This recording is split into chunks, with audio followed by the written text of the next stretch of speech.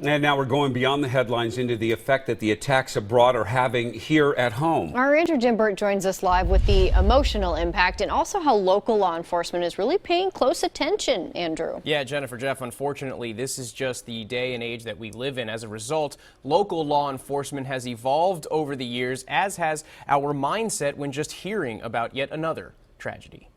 It becomes such a normal part of the news cycle that we run the risk of becoming somewhat blasé about it.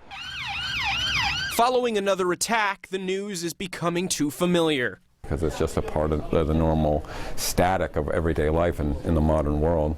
U of O professor Randy Blazak is a criminologist and a domestic terrorist expert. We know that there are certain places we're now more sensitive to.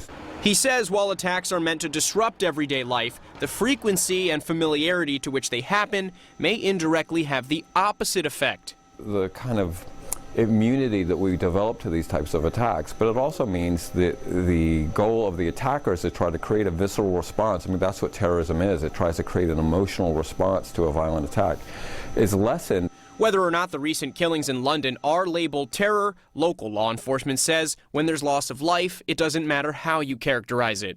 The key for law enforcement is the coordination between all the different agencies, fire rescue, emergency dispatch, because we know that if something like that happens, it's going to require a response from every first responder in the area. And it wasn't long ago that a terror plot was thwarted right here in Portland.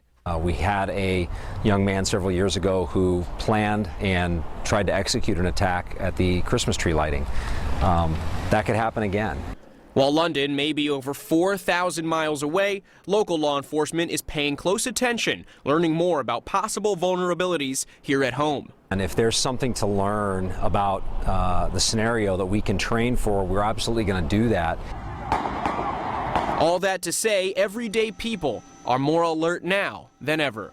That's now part of the normal way of thinking about being in places where there are large amounts of people.